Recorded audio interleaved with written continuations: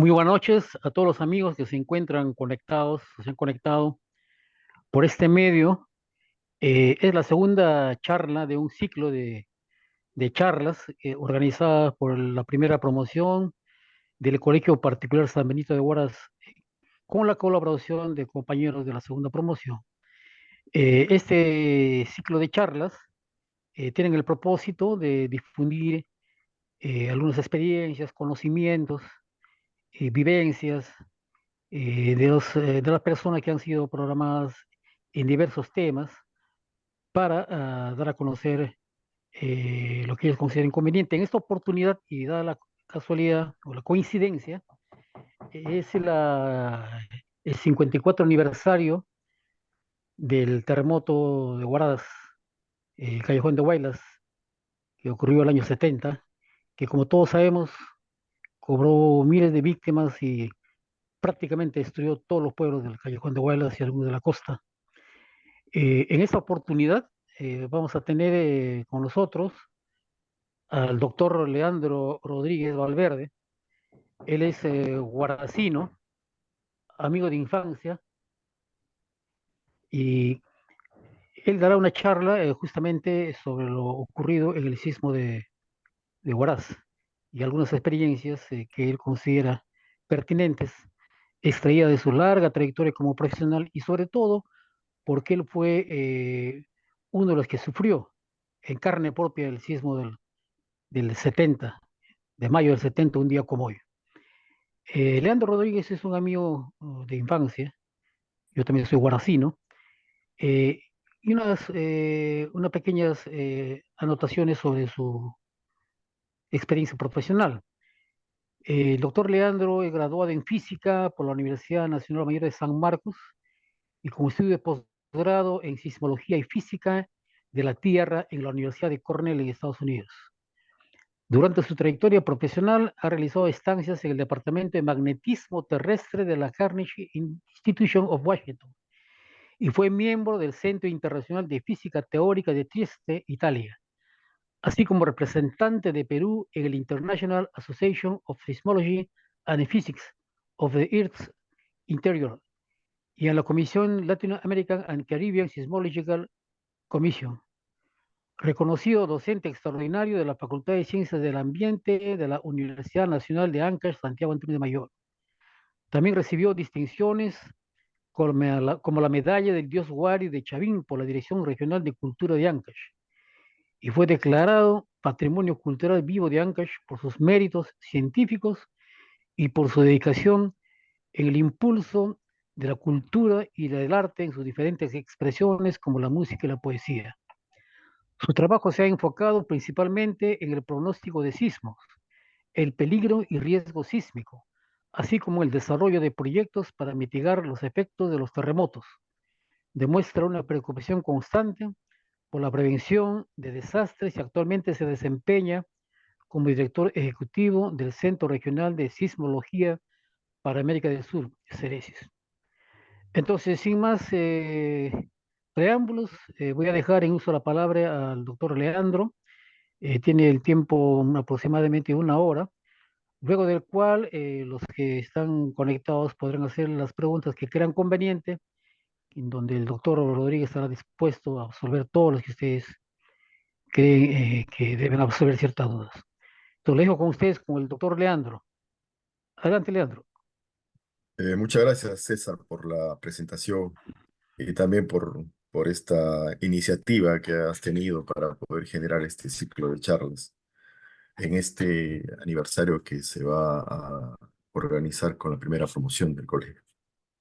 Este, en hablar sobre este tema, para mí me genera sentimientos encontrados. Y precisamente el día de hoy está cumpliendo 54 años del terremoto de 1970 que generó pues un desastre, probablemente el más grande que tuvo el país y Sudamérica, ¿no? En la historia que se conoce. La realidad es que un, un fenómeno como el que ocurrió en el año de 1970 generó una serie de cambios, generó cambios paradigmáticos en relación al concepto que se tenía de los desastres. Y también este tipo de fenómenos son fenómenos totalitarios porque afectan absolutamente todo. No solamente infraestructura, pérdida de vidas, sino también dentro de la misma vivencias de las zonas cambian muchas cosas, tradiciones, costumbres, hay migración, como lo que ha ocurrido en nuestra zona. Y eso se puede ver, ¿no? Pues, que se alteran incluso las manifestaciones culturales de nuestra sociedad. Y bueno, una serie de situaciones complicadas. ¿Por qué dije que se generan sentimientos encontrados? Porque yo, al igual que muchos de los que me están escuchando en este momento, experimentaron ese terremoto porque vivíamos en Huaraz. Curiosamente, en 45 segundos desapareció nuestra ciudad, con ella nuestro colegio, nuestra casa donde vivíamos. Muchos amigos también desaparecieron y en 15 días yo en mi caso, por ejemplo, me encontraba en Lima, parecía un sueño, realmente había transformado totalmente mi vida. Ahora, en mi caso, mi padre era de Yungay. Yungay desapareció con el terremoto de 1970. Ahí perdimos aproximadamente 40 familiares. Murió la madre de mi padre, tres hermanos, primos, tíos, sobrinos, etcétera, etcétera. Todos murieron. Y en Huaraz murió la hermana de mi madre, murió su esposo y murió su hija. Solamente le sobrevivió una hija que justamente era exalumna del Colegio San Benito. Bueno, en esa época todavía yo me pregunté, estaba en el colegio y una de las cosas que me pregunté fue, ¿quién había sido responsable de que ocurra ese desastre? Obviamente, el fenómeno natural no es un desastre. El fenómeno natural es una manifestación de la naturaleza, como puede ser una erupción volcánica, un tifón, una avalancha, una inundación. El terremoto es una manifestación de la naturaleza. Pero el desastre, justamente con este terremoto, empieza a cambiar de concepto. Hasta la época de 1970 se hablaba de desastres naturales y los desastres no son naturales. Los desastres se producen porque justamente nosotros como seres humanos vivimos de espaldas al medio ambiente donde estamos y en contradicción con las amenazas a las cuales estamos expuestos. Justamente con este terremoto empezó a cambiar este tipo de concepto. Entonces ya no se hablaba del terremoto de 1970, ya no se habla de desastres naturales. Entonces ya se empezó a entender el desastre como un proceso histórico-social, ¿cierto? Y entonces yo a esa corta edad me hice esa pregunta y bueno, probablemente una de las razones por las cuales me dirigí a estudiar ciencias y física especialmente fue para responderme esa pregunta, porque me afectó de manera dramática este evento. Y no encontré la respuesta en la física, ni en las ciencias naturales tampoco. Para encontrar la respuesta tuve que ir a la historia, a la arqueología, a la antropología, a la sociología. Y descubrí que todo comienza con la conquista. Los antiguos peruanos, pre-incas, y los incas que asimilaron lo que de los pre-incas, vivían en paz con la naturaleza. Hasta cierto punto, obviamente, ellos no construían sus casas en zonas peligrosas. Voy a mostrar posteriormente en mi exposición lo que pasó en la zona de Huaraz. Entonces, cuando llega la conquista, ese conocimiento no solamente es ignorado, sino destruido. Y ahí los españoles, los conquistadores, empiezan a fundar ciudades en zonas muy peligrosas, como el caso de Arequipa, por ejemplo. Fundan una ciudad al pie de un volcán. En el caso de Huaraz es todo un tema muy interesante. También hubo mucha oposición de los curacas de la época que se forme una ciudad en Huaraz porque había aluviones y terremotos también. Incluso la forma en que planificaban sus ciudades, los pre-incas, eran muy distintas a la planificación que hizo la conquista. Unas plazas de armas, calles angostas, altas, donde partía la ciudad, y del peor material, adobe, ¿no? Entonces, ese fue mi descubrimiento. Y justamente en una de las investigaciones que estuve realizando, me encontré con la investigación de un científico antropólogo de Estados Unidos, Anthony Oliver Smith, que decía precisamente lo mismo. que decía exactamente coincidía con lo que yo había investigado. Por supuesto, yo no escribí esto que les menciono. Y me encontré con él acá en Estados Unidos para conversar sobre este tema, ¿no? Entonces, imagínense ustedes una civilización como la pre-inca, a lo largo de miles de años había logrado vivir en armonía con la naturaleza. Y ese disloque que genera la conquista empieza a crear las condiciones de desastres que cosechamos 400 o 500 años después, como es el caso de este desastre del Callejón de Huaylas. Básicamente fue eso, ¿no? Entonces, los antiguos, ya en las ciencias sociales, después de este terremoto, voy a- ya en las ciencias sociales,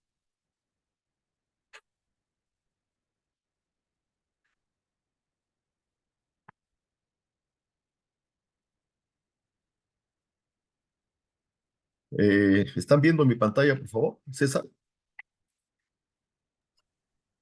Yo estoy viendo. Sí, Leandro, sí se ve, sí se ve. Perfecto, perfecto.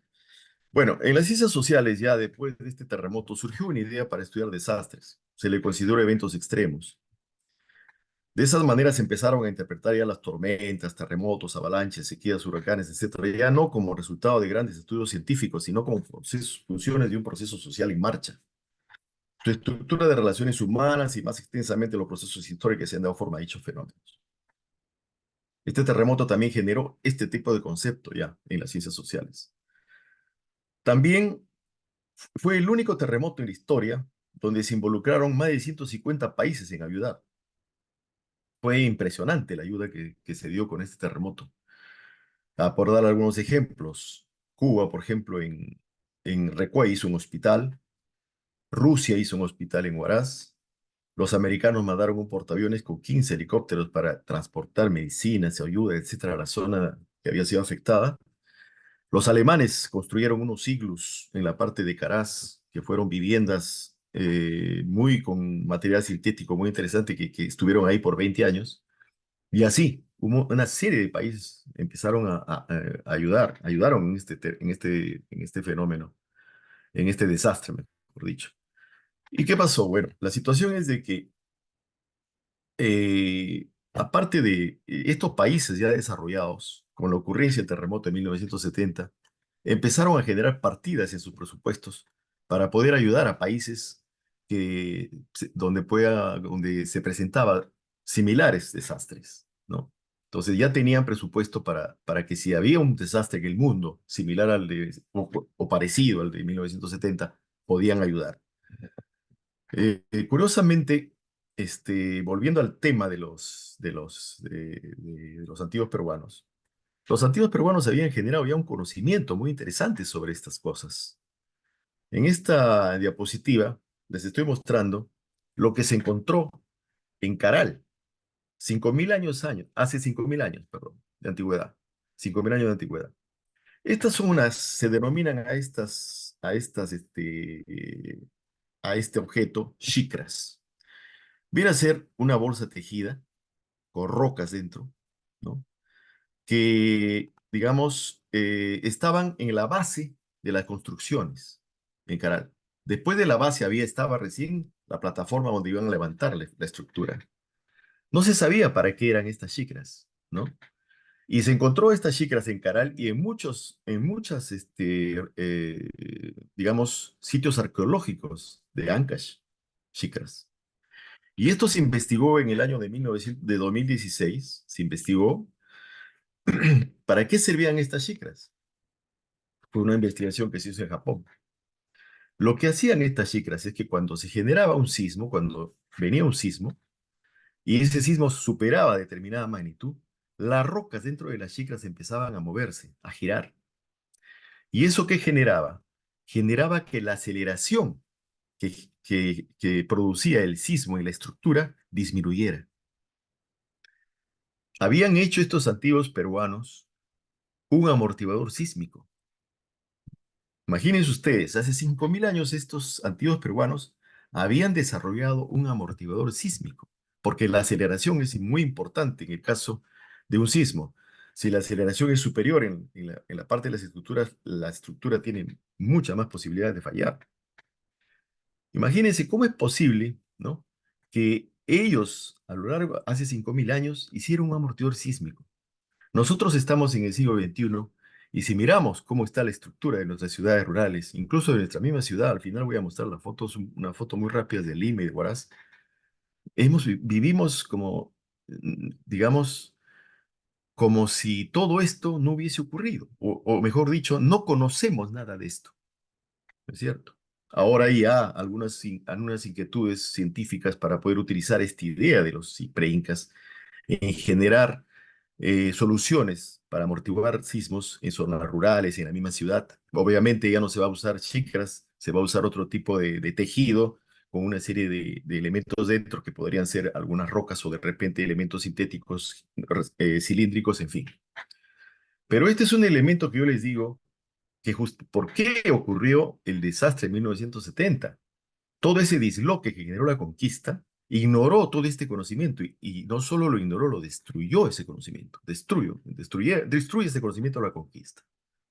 Y obviamente cosechamos 500 años después esto porque fundamos ciudades en zonas peligrosas. Huaraz, por ejemplo, cuando se funda Huaraz, como les decía, hay una oposición grande de los curacas de la época, ¿no? Es más, ya la gente de esa época tenía mucho conocimiento de cómo vivía en Huaraz. Y la ciudad antigua de Huaraz, ustedes recordarán que tenía tres calles de entrada de este a oeste, que eligieron Sucre, no me acuerdo qué otro nombre tenía las otras dos calles, y tres calles de salida, que se iban hasta la avenida Tarapacá. Y de norte a sur, cuatro avenidas.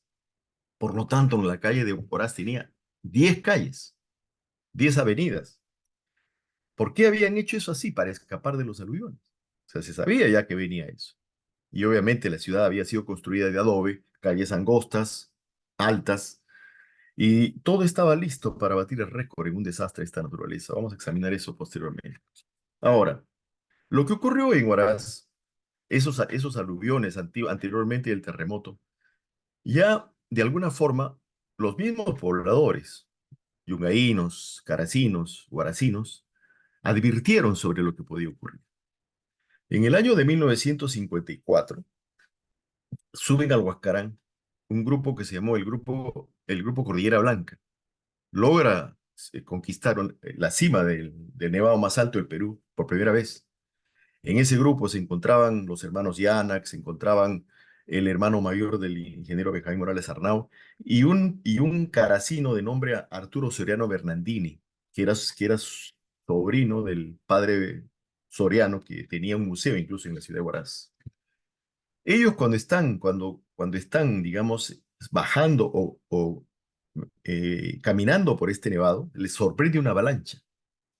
Y ellos pensaron, ¿no?, que si esa avalancha era más grande, se iba a dirigir hacia Ranraírca y iba a desaparecer Ranraírca.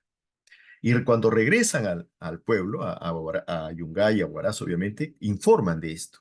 Por supuesto que nadie les creyó, nadie les hizo caso, ¿no? Y esta información me ha sido proporcionada por Arturo Serrano Bernardini, que él está en Estados Unidos ya muy mayor. Y en el año 64 vuelven a subir al Huascarán. Y ustedes acuérdense que esto que acabo de mencionar, ellos lo dijeron en el año 54. Y el año 62, ocurre un desprendimiento de un bloque del Huascarán que desaparece a la ciudad de Ranraírca. El aluvión de 1962 se dio en Ranaica. Justamente lo que ellos estaban diciendo en esta publicación. En el 64 vuelven a subir al Huascarán y observan unas rajaduras muy grandes en la pared norte del Huascarán. Y afirma Soriano Bernardini de que si eso se rompía, no solamente se iba a llevar Ranraírca nuevamente, sino Yungay. Obviamente esto fue ignorado, ningún periódico le hizo caso, y el mismo gobierno digamos, la insistencia de estos peruanos, de estos paisanos, de que podía ocurrir un gran desastre en la zona por el desprendimiento del pared norte del Huascarán, el gobierno sacan este aviso en el periódico: no habrá más raicas, Fomento, el Ministerio de Fomento de aquella época.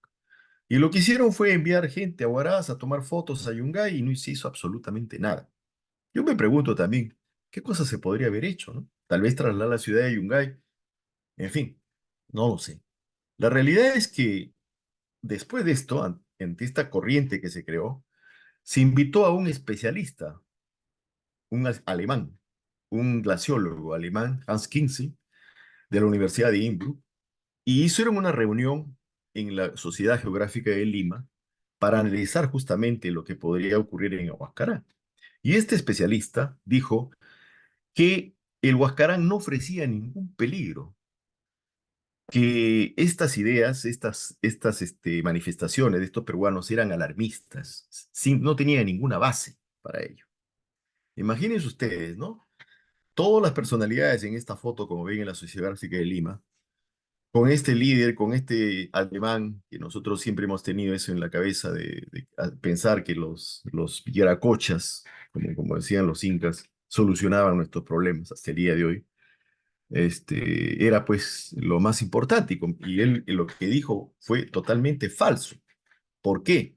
Porque ocurrió el terremoto en el año 70 y generó el desprendimiento del Nevado del Huascarán y ya saben lo que pasó. Y esto es lo que escribe Soriano Bernardini, permítame leerlo. Vi unas rajaduras inmensas que me dejaron claro que esa mole podría caer en cualquier momento. Fue por eso que al regresar avisé a geólogos y expertos tanto en Huaraz como en Lima, pero nadie me hizo caso. Entonces no me quedó otra cosa que buscar a un amigo, un diario limeño, ya desaparecido. Recuerda este ex sandinista. No obstante, al llegar a la redacción de ese diario, los hombres de prensa no hicieron caso a la historia, por lo que le recomendaron que vaya a un periódico algo sensacionalista que quedaba en el mismo edificio del centro de Lima. Ahí los periodistas ávidos de historias lo recibieron con los brazos abiertos y dieron en la portada la noticia de que Yungay podía desaparecer.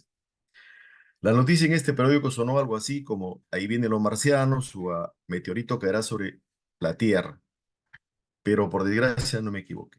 2 años después, el 31 de mayo, un terremoto hizo que esa cornisa del Guajarán se venga abajo y sepulte a Yungay por completo. Esto dijo Sereno Bernardini, quien perdió a mucha gente conocida en ese terremoto. Y estos son las noticias que salieron en el diario Última Hora. En el diario Última Hora, si ustedes pueden ver aquí, el 21 de mayo de 1964 salió esta noticia.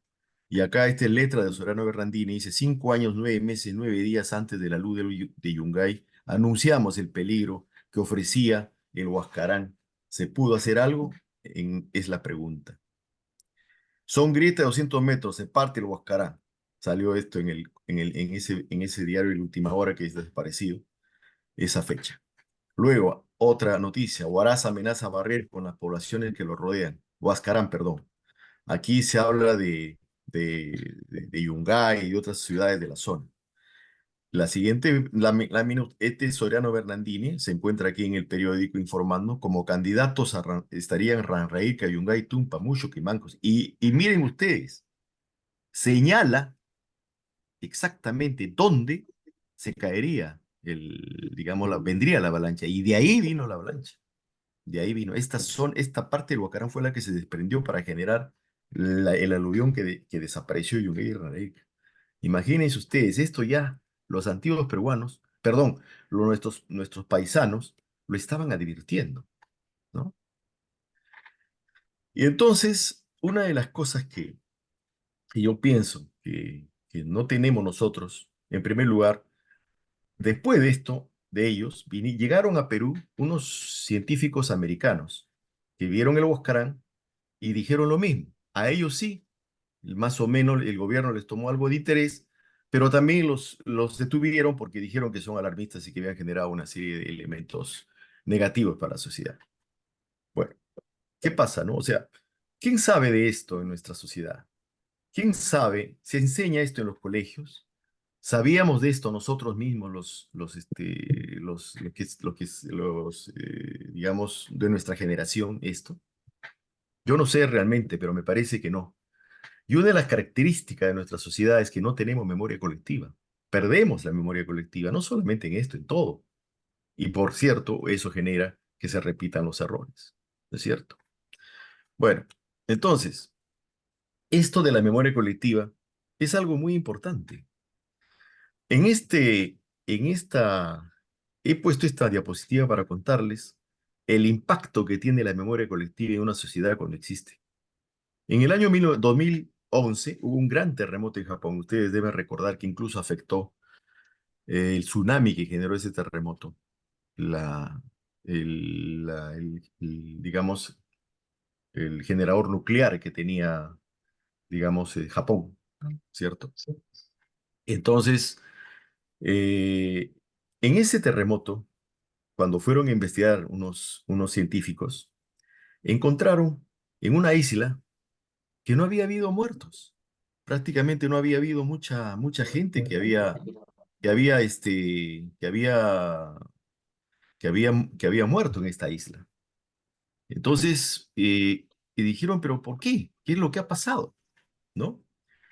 Entonces, obviamente el terremoto el tsunami había afectado bastante esa isla. Y cuando fueron a investigar, los pobladores de esa isla les dijeron, nosotros sabíamos que si venía un terremoto como el que ha ocurrido, iba a haber un tsunami y teníamos nosotros que ir a esa colina que está allá. Y entonces los investigadores le dijeron, pero acá hay una colina más cercana, ¿por qué no se fueron ahí? Porque ahí íbamos a morir, porque ahí chocan dos olas y cubre la colina. Y efectivamente había un fenómeno que se generaba de ese momento que ocurría ello, ¿no? Y ustedes imaginan cómo sabían ellos esto, porque nuestros ancestros les dijeron, nos dejaron ese mensaje. ¿Y sabe cuándo dejaron ese mensaje sus ancestros? Hacía 1140 años. O sea, un terremoto como el de Japón, que tuvo una magnitud de 9, probablemente tenga un periodo de retorno de 1000 años o más. Pero en esa época que ocurrió ese terremoto, los japoneses y sus ancestros, ellos generaron un mensaje para las generaciones futuras. Pasaron 58 generaciones y ocurrió nuevamente un terremoto similar y no mató gente. Ahí no pudo hacer nada la ciencia. La alarma, los sistemas de alarma temprana habían colapsado, todo había colapsado, pero un mensaje que fue enviado hace 1000 años salvó vidas. Esto he querido traer a colación para que ustedes puedan darse la importancia de que una sociedad debe tener memoria, una memoria colectiva, cosa que nosotros no tenemos. Es más, ni siquiera lo que estos peruanos hicieron en esa época sabemos, y menos pues se enseña en los colegios, ¿no? Bien, entonces, Anthony Euler Emmet, este científico que les he mencionado, este, hizo su tesis doctoral justamente con todo el análisis que hizo del terremoto de 1970, donde en su trabajo también se genera ya esos nuevos conceptos de lo que viene a ser el desastre. Ya no se habla de desastres naturales, de un enfoque forense de los desastres. Es decir, saber las causas para poder solucionar los problemas. Y en su tesis él dice esto: la sociedad que enfrentó el tremendo sismo que ocurrió en la tarde del 31 de mayo de 1970, por favor, ¿pueden apagar sus micros si fuesen tan amables? Y ya representaba una catástrofe. Él dice así. ¿Por qué? Y aquí lo explica. El país estaba en una economía caracterizada por ciclos de grandes auges, quiebras y de nutrición crónica. Una infraestructura que servía solamente para articular una parte de la nación. Un sector industrial pequeño y vulnerable. Tasas de analfabetismo cercanas al 60%. Pobreza crónica con sus secuelas de desnutrición, mortalidad infantil y altas tasas de morbilidad. Un sistema político históricamente inestable en el que el poder se alternaba entre grupos selectos de la costa elegidos y los golpes militares. El peor desastre de la historia del hemisferio occidental, como se reconoce al terremoto del 31 de mayo de 1970, solo ha podido suceder en el Perú o en una nación que sufría condiciones similares. La mayoría de la población rural no contaba con energía eléctrica ni tampoco existía algún proyecto en este sentido. Ustedes saben, los guaracinos que me están escuchando y que son de nuestra época, saben que la misma luz pública que de las calles vino unos 2 años o 3 años antes del terremoto, no más. Antes había que salir con linterna para movernos por la ciudad, porque las luces eran muy pobres. Incluso yo recuerdo que en el barrio de Belén hicieron toda una actividad para poner una especie de focos en cada esquina, que iba desde la Plaza de Armas hasta la Plaza de la Plazuela de Belén, ¿no? Y por otro lado, Yungay venía la luz en la noche y se iba en la mañana. Yungay nunca tuvo agua ni desagüe. siempre ellos tenían todo un sistema de acequias donde utilizaban esto y el agua, tenían puquios para tomar agua para sus alimentos, ¿no? Después ya implementaron unos caños en las esquinas. Pero eso fue la situación digamos, de nosotros, las vías de comunicación malas, ¿no? O sea, ir de Lima a Huaraz por Pativilca representaba 12, 14 horas de viaje por Casmo y más tal vez.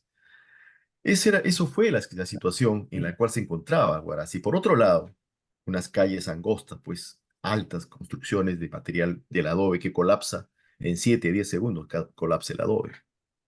Todo estaba listo para abrir el récord con un desastre de esta naturaleza. Luego, sigue diciendo Anthony Weiner Smith que la devastación y miseria causada por el terremoto del 31 de mayo de 1970 en el Perú fue producto de los procesos históricos iniciados durante el tiempo de la conquista. Exactamente lo que yo les he dicho y lo que yo descubrí en esa época. Él lo dice en su tesis. Dichos procesos finalmente trastornaron las generalmente efectivas formas de adaptarse a los peligros ambientales diseñadas por las poblaciones y culturas andinas a través de los 10.000 años de resistencia humana en la región. Todo eso se destruyó y se ignoró, obviamente. Por lo tanto, la acentuada vulnerabilidad demostrada por la región hasta el día de hoy es un fenómeno creado socialmente, un producto histórico producido por fuerzas identificables. Los peligros de desastre que existen en los Andes, las culturas tercermundistas han desarrollado un valioso conocimiento sobre dichos peligros, conocimiento que mayormente fue trastornado por las fuerzas del colonialismo, pero que sin embargo con una investigación cuidadosa y combinación de la experiencia técnica occidental podría contribuir a reducir la vulnerabilidad y la destrucción en la nación de desarrollo. Todo esto, este último párrafo que mencionó se ha ignorado así olímpicamente en la reconstrucción de Huaraz y no se ha utilizado absolutamente nada de ello. Ahora, la reconstrucción, ¿no? Es decir, vino el terremoto, destruyó la ciudad de Huaraz y desapareció la ciudad de Yungay. ¿Y qué cosa hizo en la reconstrucción? Obviamente, ¿cómo se llegó a la situación en que se encuentra Huaraz ahora? Una ciudad caótica, una ciudad llena de peligros ahora. Incluso se ha dicho tan mala planificación que se ha congestionado enormemente Huaraz, ¿no? En principios, yo creo que esto también se debe a que de alguna forma la gente no había personal preparado y tampoco tenían esa idea que he mencionado, ¿no? De ver cómo era Huaraz, su idiosincrasia, digamos, su historia para poder hacer una ciudad realmente considerando esas cosas. Algo similar pasó en el terremoto de 1746, cuando se destruye Lima, se trae a un arquitecto francés que nunca en su vida había pasado un terremoto y que no sabía cómo reconstruir una ciudad. Y lo único que ese arquitecto francés hace es decir, vamos a hacer calles más anchas y edificaciones más bajas. Se enfrentó contra toda una corriente de oposición porque la oligarquía de esa época no quería tener casas bajas y quería ostentar mucho. Y también las iglesias obviamente se impusieron ante eso. En Huaraz, igualmente, ¿no? Se empezó con gente que no conocía de este tipo de cosas. Y por otro lado, se generó, digamos, en vez de apoyarse en las tradiciones constructivas andinas, las autoridades planificaron una reconstrucción basada en parámetros modernos sin tomar en cuenta la tradición ni la idiosincrasia del lugareño, por lo que la nueva ciudad no fue entendida por los guaracinos y no la hicieron suya. Los guaracinos no hicieron suya la ciudad nueva que se hizo. Fruto de ello es el crecimiento caótico de Huaraz en los últimos 40 años y la pérdida de la visión ante el peligro de sismos y aluviones. En la actualidad, el municipio guaracino autoriza la construcción antitécnica de edificios de más de 10 pisos y permite que se vive en el cauce de los aludes o en las márgenes de los ríos. Esa es la realidad. Ahora, hay personalidades de Huaraz que han dado ciertas opiniones sobre esto. Francisco González, por ejemplo, un escritor referente de la ciudad de Huaraz, decía, ¿no? Que Huaraz era una ciudad sin rostro, aludiendo al proceso de reconstrucción. Tras 20 años del sismo, aún no delimitaba las características urbanísticas ni sociales de la nueva ciudad. Marco Yari Montero, novelista, escritor. El Huaraz actual es una ciudad andina híbrida, semirural, semiurbana, donde campea la informalidad, la indiferencia ante los problemas, el desorden. Yulka y Kivin sostienen que Huaraz pasó de ser un pueblo tradicional quechua hablante donde se distinguía la ruralidad y la urbanidad a ser una ciudad mixtificada, que enlaza lo tradicional y lo moderno, lo rural y lo urbano. Puntualiza que en Huaraz existe en la actualidad una diversidad sociocultural que la convierte en una ciudad cosmopolita, donde coexisten identidades culturales diversas e híbridas. Eso es cierto. Ahora, cuando los incas llegan a Huaraz, ¿no?, a la región, en el año 1460 y 1460 y 70, esto es una referencia de Garcilaso de la Vega de 1973, encontraron, encontraron a un pueblo, o sea, los antiguos pobladores de nuestra región, que supo adecuarse a la realidad geográfica de los fenómenos naturales. ¿Ya? Ellos se quedan bastante sorprendidos por cómo vivían los pobladores de nuestra zona. Los huaicos y aluviones eran frecuentes en esta zona, siempre han sido frecuentes, en ambas vertientes de la Cordillera Blanca. La solución técnica fue construir pueblos y viviendas en las zonas altas. Eso es muy importante. Nunca en las laderas, ni mucho menos en las vertientes desembocaduras de los ríos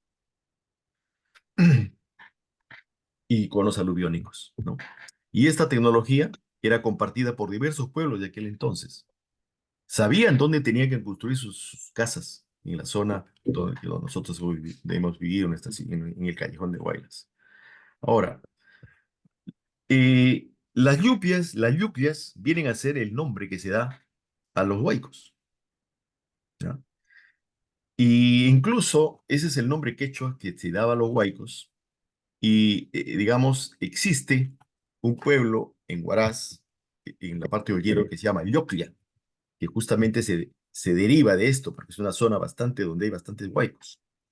Pero las yuclias, ellos no lo veían como elementos de daño, como elementos agresivos a estos fenómenos naturales. Al contrario, eran avenidas de agua y tierra, y en tiempos de lluvia bajan estas lluvias, pues bajan estos huaicos, ustedes saben.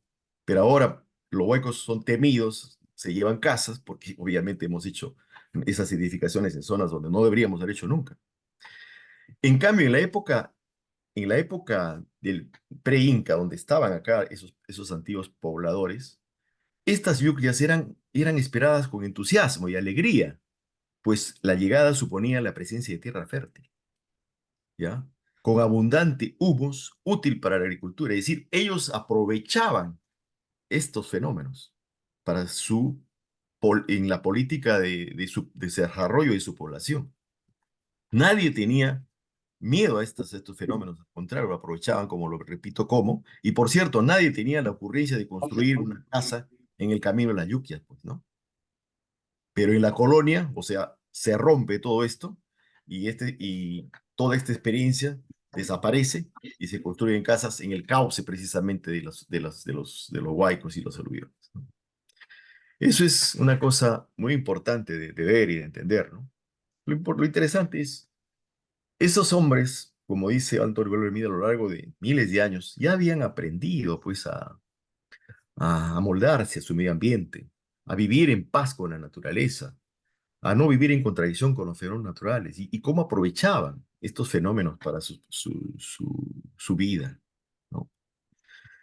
Consecuencias de este elemento que hemos pensado. ¿Qué ocurrió ya cuando empezamos a ignorar todo esto y empezamos a construir casas como de la manera más inadecuada? En 1725 hubo un terremoto y un alud en la parte norte de Ancash, y ahí desaparece el pueblo de Ancash, precisamente. Ahí había un pueblo que se llamaba Ancash.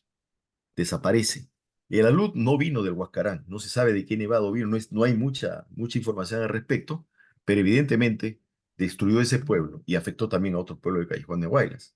Ya no se volvió a fundar nuevamente el pueblo de Ancash, más bien ya ese nombre tomó el departamento, que también es toda una historia. En 1941, todos sabemos que vino un aluvión en Huaraz que se llevó la parte moderna de Huaraz, ¿no es cierto? Fue el desborde, un bloque de hielo cayó en la laguna Palcacocha, en la quebrada de Cojo, y generó este aluvión que se llevó a Huaraz. Mi padre justamente iba al colegio en esa época. Me contaba de que se estaba yendo al colegio, al Colegio de la Libertad, y comenzaba a caminar, y un amigo que se llamaba Chacla Quintana aparece corriendo y le dice: Cholo, volcán, volcán, corre. Mi papá no sabía qué significa, qué ocurría. Dice que caminó un poco más y vio un cerro que pasaba, pues, al frente de él, ¿no? Ese cerro venía a ser el aluvión, que se llevaba toda la parte norte de Huaraz, la parte moderna, donde estaba el hotel de turistas y una serie de otras cosas.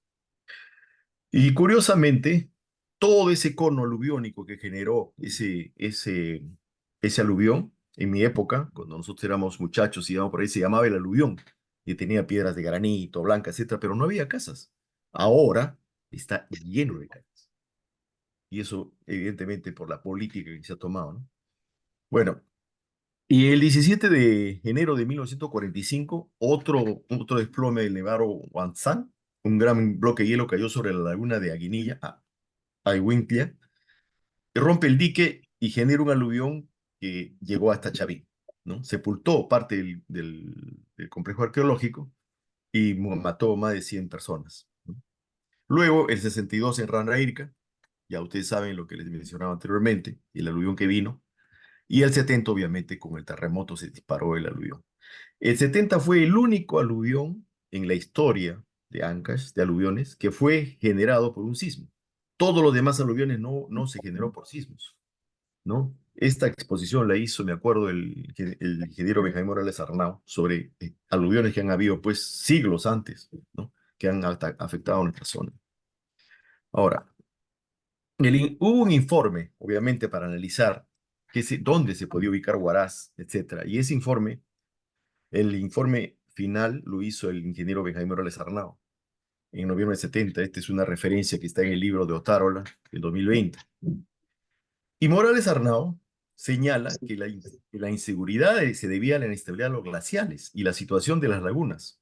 Ustedes miren lo que ocurría en el pasado, obviamente teníamos que hacer algo para reconstruir la ciudad, no en el mismo sitio, ¿no? O sea, cualquiera de estos factores redunda en la inseguridad de las poblaciones asentadas en el Valle del Río, Santa y en las cuencas Tazandín, así como en su tour urbana. Esto lo dice Morales y Otárola. El informe del ingeniero Benjamín Lazarno recomendó la reubicación de ciudades. Obviamente Yungay se reubicó más al norte, aunque en las conversaciones que tuve con Arturo Serrano Berrandini me decía que esa zona también es peligrosa y que han habido aluviones en la zona donde está Yungay ahora. Ahora, en Huaraz, los representantes de la misma población se negaron a trasladar, se opusieron, ¿no? Se pensaba en zonas altas como la parte de Huanchac, por ejemplo, se pensaba hay una zona donde podía, digamos, trasladarse la ciudad. Y sin embargo, eh, se negaron y exigieron tres cosas, ¿no? Contar con un plan de control de lagunas. Es decir, bueno, poner pues vigilancia, ¿no? Ahora con la tecnología que tenemos se vigila, pero eso no garantiza que ocurra un aluvión. Y si no se trabaja en la ingeniería social preparando a la población que responda a ello, todo eso no sirve de nada. Se ha instalado una alerta temprano, no sé si se habrá logrado porque Costa ya ha pasado años y no sé si hasta ahora existirá eso, ¿no? Y mantener baja la densidad poblacional en el cono aluviónico de la ciudad de Huaraz. Eso tampoco se ha cumplido. ¿Por qué? Porque está lleno de casas, ¿cierto? Ninguna de esas propuestas se cumple, lamentablemente. Obviamente las lagunas se están sifoneando, significa que están sacando agua. Se ha hecho un estudio de cómo sería el aluvión que se ocurriría ahora. Es bastante complicado. El agua llegaría creo que hasta la Plaza de Armas, porque esa laguna, que es peligro para Huaraz, en la época del aluvión del 41 tenía 3 kilómetros de espejo de agua, tenía 3 kilómetros cuadrados. Ahora se ha quintuplicado esa laguna. Tiene como 15 kilómetros cuadrados. La profundidad en esa época era 8 metros y ahora es más de 17 metros de profundidad. Por lo tanto, y con el deshielo y con los problemas de cambio climático, el peligro de un aluvión está latente, latente. Y la verdad, no sé si se ha trabajado en ingeniería social. Si yo he caminado por Huaraz, como siempre que voy, y pregunto si realmente saben qué hacer. A veces camino por la calle y a cualquier persona le digo, disculpe, ¿usted vive en esta zona? Sí. ¿Usted sabe qué hacer si, por ejemplo, va a haber un aluvión? No, me dice, no va a haber aluvión acá. Algunos me responden así, pero ¿cómo? Esto es una zona aluviónica, ¿usted sabe la historia? No, me dice acá, no, ya no va a pasar eso. Y obviamente vamos siempre a las creencias y los mitos, Dios no lo va a permitir, ¿no? Etcétera. Algunos sí saben y dicen, bueno, se va a demorar 30 minutos en llegar. Yo me diríamos más al norte, que hay acciones que han tomado a veces personal de defensa civil de algunas alcaldías que se han dado, que han generado algunos resultados, pero la gran mayoría no sabe. Bueno, ahora, obvio, esto le he llamado reconstrucción espiritual, porque es algo que no se ha tomado en cuenta, que viene a ser el elemento, los impactos mentales que ha generado en la población esto. Encontré un trabajo de dos psiquiatras, no recuerdo si eran del Hospital Loaiza, que se fueron a la zona afectada en Yungay la primera semana de que ocurrió el desastre. Y ellos escribieron un trabajo que decía implicaciones psiquiátricas y psicológicas del terremoto del 70, ¿no? Habían entrevistado gente que había perdido todo. Y lo curioso de esto es que nadie ha pensado en esto, ¿no? Y el tema de la salud mental de los sobrevivientes no se trató, pero es algo muy importante, ¿no? Ahora se investiga y se sabe que uno de cada 10 personas desarrolla algún trastorno psiquiátrico luego de un terremoto o un sismo de la naturaleza que pasamos. Y han dividido eso en fases de evolución, es todo un tema. Pero este es importante. Y yo lo digo que es importante porque en mi familia, mi madre, mis tías, vivieron mucho tiempo con unas actitudes bastante complicadas debido al terremoto, porque no solamente ella les afectó la pérdida de su ciudad, de su casa, sino también pérdida de familiares, ¿no? En mi caso, yo tenía 14 años, 15 años, obviamente mi impacto fue diferente, pero esto no se ha pensado nadie, nada. Ahora, mucha gente que tenía casas grandes, etcétera, se opuso y obviamente se generó una serie de bonos de reconstrucción para que esa gente le querían dar pues casas más pequeñas, etcétera, ¿no? Todo un tema en este caso. Se usó bonos de construcción para la compensación de estas personas que tenían sus casas ahí. Obviamente tampoco funcionó. La falta de una aplicación urbana en Huaraz y su consecuencia para el desarrollo y la seguridad. Actualmente en Huaraz, en Huaraz por el este está el Seno Rataqueno y otro cerro que se llama, este, no me acuerdo el nombre en estos momentos. Y por el sur, por el oeste está el río Santa. Es chico ese valle, ¿no es cierto? No se ha planificado muy bien y ahora, por ejemplo, en la ciudad hay tres avenidas que cruzan la ciudad de este a oeste. Una es la avenida Villón, la otra es Raimondi y la otra es Girón 28 de Julio. Son las tres únicas avenidas que podrían servir para evacuar en el caso de un aluvión. Obviamente esas avenidas ni siquiera son continuas, son truncadas, se podría decir así, y no impediría una evacuación rápida en el caso de aluvión. Y evidentemente el anillo vial también que se quedó no funciona, no ha servido. Y la realidad es que hay una congestión tremenda en Huaraz debido el año pasado, en octubre, y debido a este tipo de mala planificación en la relación a lo que a la reconstrucción de la ciudad. Ahora, la organización peligrosa de Huaraz, decisiones políticas, sus impactos. Los alcaldes, en sus reelecciones, lo que hicieron simplemente fue autorizar a la población, o mejor dicho, permitir las invasiones de gente. Es decir, mucha gente fue a Huaraz con el boom minero también, con la idea de encontrar trabajo, pero la gente que necesitaba la minería era gente calificada y no encontraron trabajo. Esa gente empezó a ver cómo vivía, tenía muchos problemas económicos y empezó a invadir zonas. Invadió zonas de Chancayán, invadió las zonas en lecho de los ríos, la zona al sur de Huaraz, el río Seco, que ustedes conocen, también estaba invadido, ahora mismo lo vemos lleno de gente, ¿no? Entonces, estos alcaldes que estuvieron, recuerdo, un alcalde de ellos dijo, bueno, autorizó la construcción de edificios más de 5, 6, 7 pisos en la zona del mercado. Incluso irónicamente le llamó, va a ser el Manhattan de Huaraz, ¿no? Y obviamente eso se trasladó a toda la ciudad y empezaron a construir edificios por toda la ciudad altos. Evidentemente, sin considerar la norma sismo resistente y sin considerar pues todo el riesgo que esto generaba. Y es más, ni siquiera el elemento arquitectónico, porque si Huaraz es una ciudad fea, podríamos decir así, ni siquiera bonita como era antes, ¿no? Yo recuerdo que vino un arquitecto noruego, y él decía, decía, ustedes no tienen especialidad de arquitectura, porque ¿cómo pueden hacer casas así cuando nos movíamos por Lima, ¿no? ¿Qué más hicieron estos alcaldes que compitían, que querían ser reelectos en Huaraz? Empezaron a titular a los invasores, dándoles también servicios de agua y luz, etcétera. Lo único que estaban haciendo es construir un nuevo desastre que lo vamos a cosechar en el futuro. Evidentemente, eso es así. Y bueno, eh, y ya hemos hablado un poco de esto. No hay no hay una regulación sísmica. Algunas exposiciones que he visto a los alcaldes que han subido, que han querido hacer algunas cosas, decían de que muchos edificios se han construido al margen de la norma. Ustedes ya se imaginan pues la vulnerabilidad que eso se genera, ¿no? Y en fin,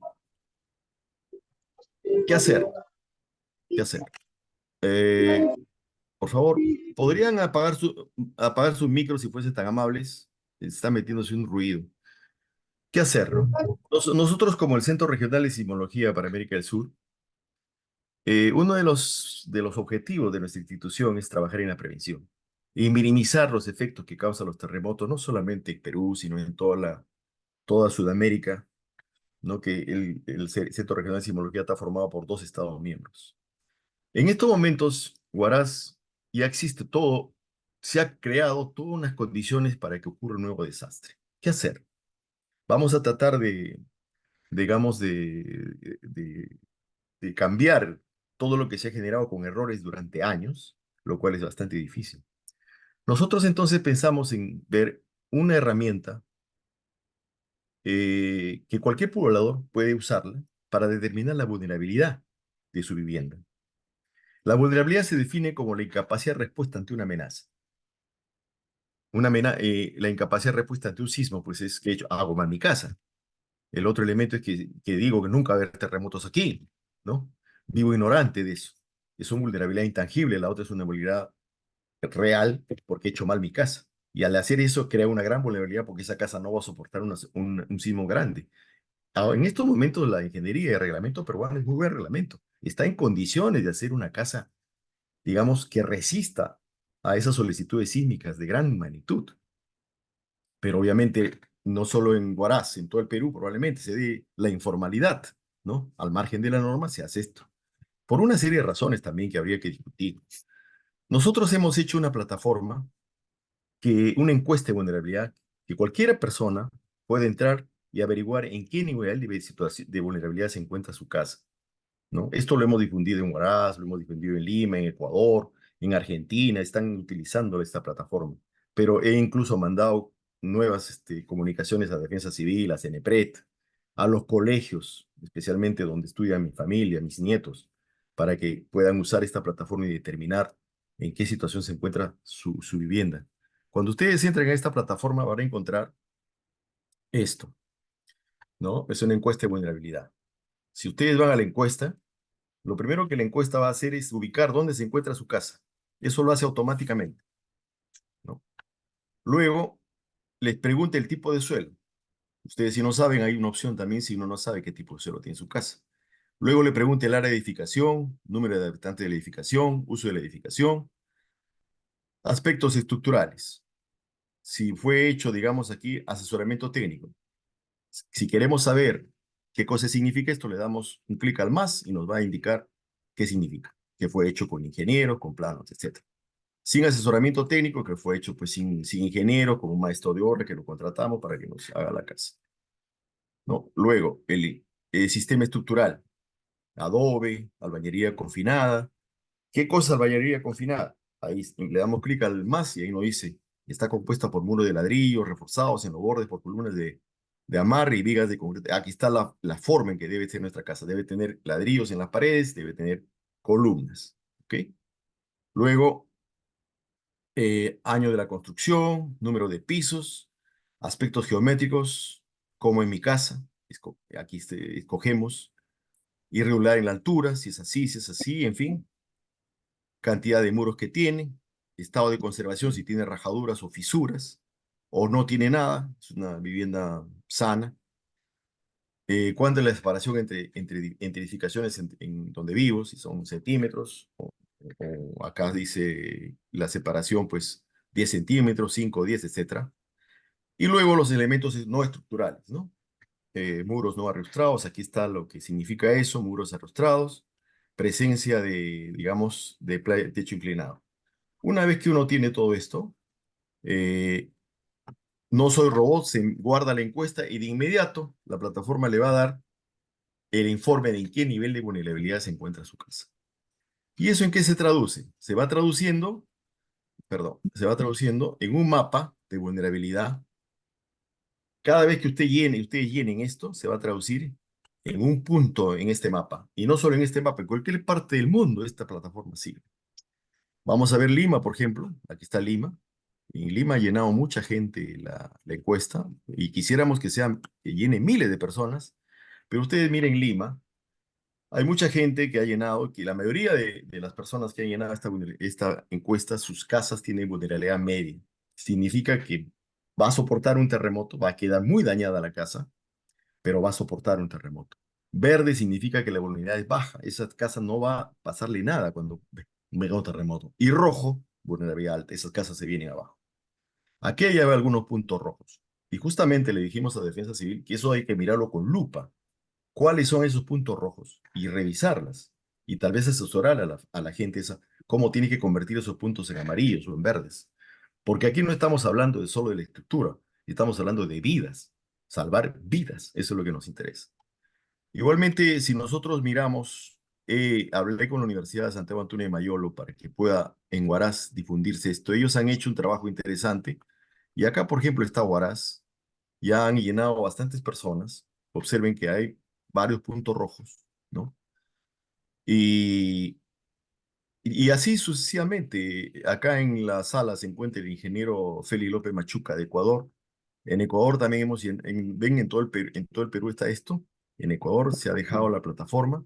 Hay algunos elementos de Ecuador. eh, Más en San Juan, Argentina, una zona sísmica, también están llenando la plataforma. Hemos hecho un convenio con la Universidad de San Juan para esto. Y San Juan tiene un elemento muy importante. Ellos sí aprendieron de las experiencias anteriores y observan que no tienen un solo punto rojo en la evaluación de sus casas. Acá se encuentra toda la información sobre la plataforma, quiénes han desarrollado esto, el Ceresis con la Universidad Nacional de Ingeniería, cuál fue el equipo que desarrolló, etcétera, etcétera. Aquí podemos ver eso, ¿no? En fin, yo les voy a dejar esto. Más, yo he hecho varias publicaciones en el Facebook mandando este link para que puedan llenarlo. Y también nosotros como Ceresis hemos enviado cartas a los colegios para que puedan revisarlos. Yo estaba preocupada por el colegio de mi nieta, mandé una carta y felizmente el colegio ha tomado en cuenta, ha llamado a Defensa Civil para que revise la estructura y han encontrado bastante complicaciones, pero han nuevamente sugerido y asesorado cómo deben poner los salones, dónde deben estar los más pequeños, los más grandes, etcétera. Bueno, entonces esto es más o menos lo de la plataforma. Ahora, yo quiero hacer para finalizar esta charla. Quiero mostrarles a ustedes, en abuelo de pájaro, diríamos así, muy rápidamente, cómo está Lima, ¿no? Muy rápidamente. Así está Lima, señores. Este es el cono norte, cono sur. Por acá pasa el tren. Ustedes observen cómo están las casas. Esto es Lima. Miren ustedes en esto. Acá ya necesitamos hacer estudios. Sabemos que esto va a colapsar. Esto es Lima. Muchos barrios están así. Así están las instalaciones a veces de Telefónica. Estos son lo que hay. Millones de personas viven así en Lima. No estamos hablando de miles, millones de personas. Y esto va a colapsar, obviamente. Miren cómo el terreno donde está, las casas verdaderamente de forma precaria. Todo esto son asentamientos humanos, estas zonas que están a la ladera del río, todos estos elementos. Observen ustedes, una hábitat llena de peligros. Esa es nuestra realidad. Esta es la parte barrios altos. Algunas casas aquí vive gente adentro por problemas económicos, gente de bajos recursos económicos. Estas casas, imagínense usted, no sé para qué se mantienen en pie. Lo que habría que hacer es derruirlas, porque hay gente que vive acá. Y en todo caso, dar algunos programas alternativos para que la gente pueda tener viviendas. Imagínense ustedes una casa como esta. Ya no necesitamos mayor estudio para saber que esto se va a venir abajo. Y ojalá no mate a la gente que se encuentre ahí. Esto, imagínense. Así está Lima. Esta es arquitectura más fina, pero mire dónde se ha construido todo esto. Este es el barrio Los Altos. Mucha gente acá vive, muchas familias. ¿Qué hacer? Se la pregunta. ¿Qué hacer ahí? Lima, la parte también de Barrios Altos. Imaginen todos estos elementos como se han hecho. Está mal. Estos edificios al borde de la costanera. Supongo que habrán hecho buenos diseños, pero basta mirar para que observen ustedes de un gran terremoto, esto de repente se viene abajo y todo esto colapse. Huaraz, ¿cómo está? Huaraz tiene estos edificios, como dije, muy grandes, totalmente amorfa la ciudad. Acá faltan columnas, etcétera, en estas edificaciones. Así es el elemento de Huaraz. Edificios, acá una casa pequeña, grande. No hay control absolutamente. Igual que en Lima, en muchos sitios. No hay arquitectura, no hay nada. Y se construye como sea. Esto es el centro de Huaraz, bueno, la ciudad del centro, una ciudad, estos edificios, miren ustedes, no tiene ningún tipo de arquitectura, por lo menos vistosa, para mirarlos altos, muy peligrosos. Toda esta es la parte de, me parece, no sé qué zona es esta, pero miren ustedes, ¿no? Casas pajas, edificios, todos hechos de la manera más artesanal. ¿Cuántos pisos tiene acá? Una, dos, tres, cuatro, cinco, seis, siete, y sí. Esta es la zona de la Plaza de Armas, una calle angosta. ¿Cómo se puede haber logrado esto? Pues es absurdo, ¿no? Otra vez otro edificio alto, otros edificios altos que están ahí. Bueno, esta es la parte de, miren estas casas, son antiguas ya me parece. Todo esto es Huaraz, ¿no? Una ciudad, lamentablemente, no tiene nada que ver a la ciudad que nosotros vivimos.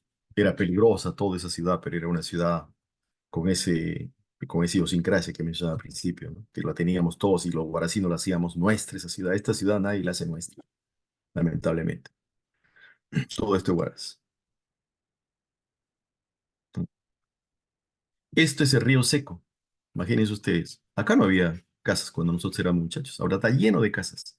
Porque se supone que nunca va a venir agua acá. Y eso es falso. En algún momento va a venir una avenida de agua acá. Y se va a llevar todo esto. Es como ocurrió en Lima en el año 2017 con el río Guaycoloro. En los estudios que yo he visto en ingeniería, había un cauce que tenía el río Guaycoloro. Pero había un cauce que era más ancho, que nunca llegaba el agua ahí. Entonces se ha construido, pues en esa zona se puso casas, porque se suponía que el cauce ese era este.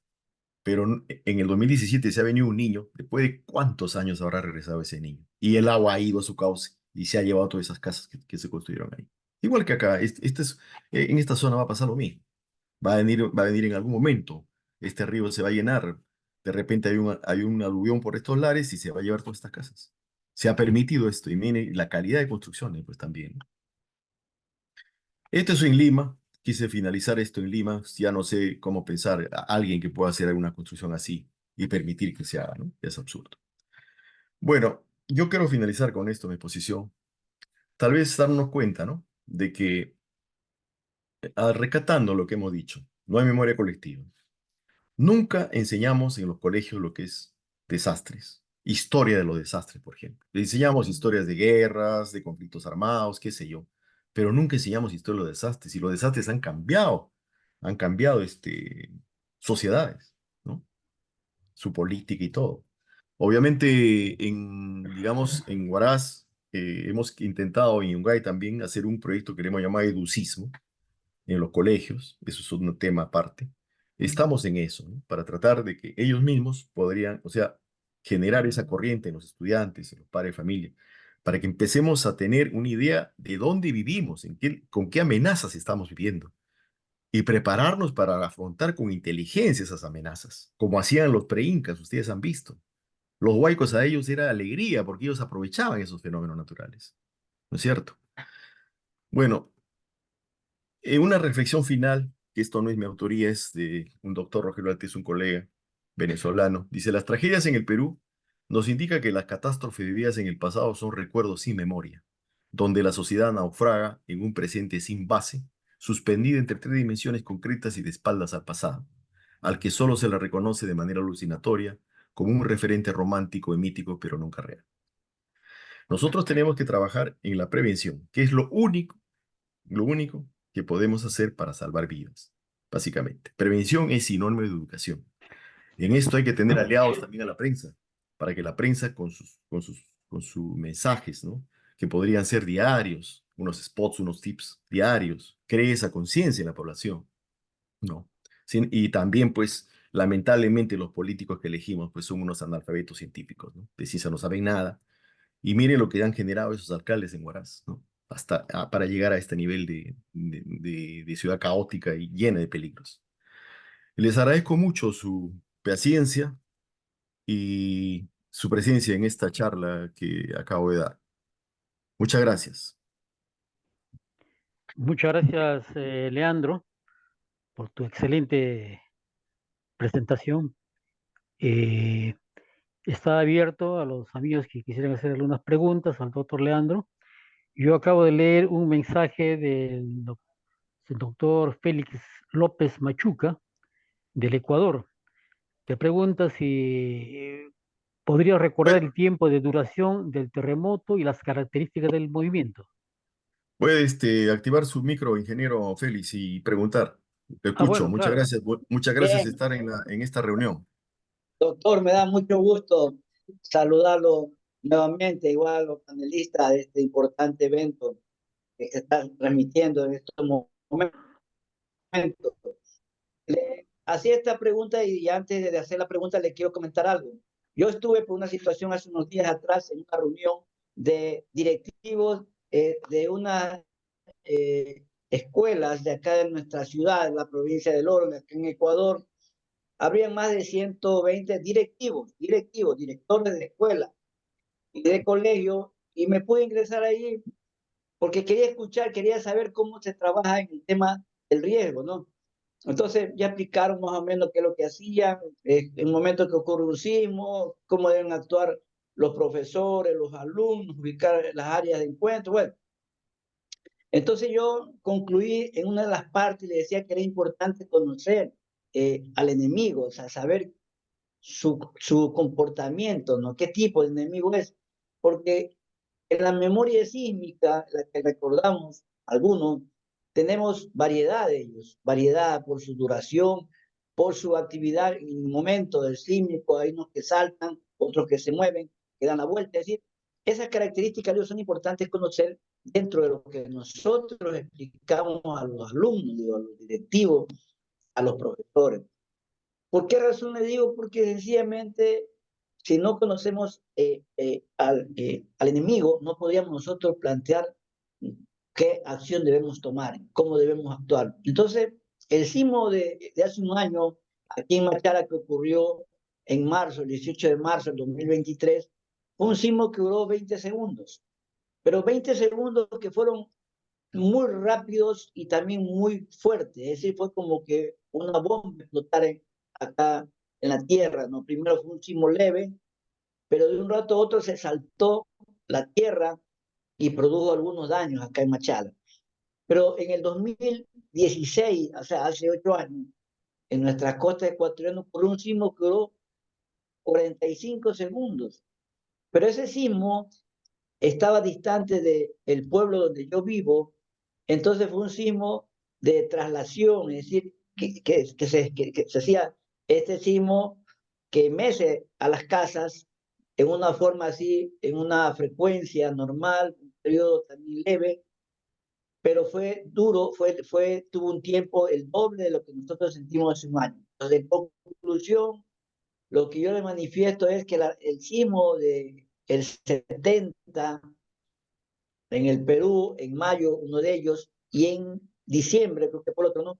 Pero hay una relación, decimos, porque justamente, doctor, yo estuve en Zarumilla, aquella noche del año 70 o el año 72, que ocurrió un sismo allá, cuyo epicentro fue planteado allá en la zona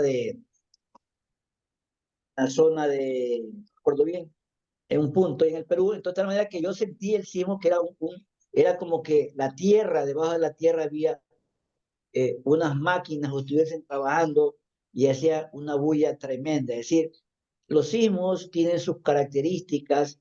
Lo que les decía yo aquel día a los directivos y a los que estaba hablando, le digo, lo que pasa es que los sismos se repiten, no al día, no al año, no a los 2 años, pero son repetitivos en el tiempo, cada 20 años, cada 5 años, pero hay que conocer que esos son los típicos terremotos que ocurren en nuestra zona.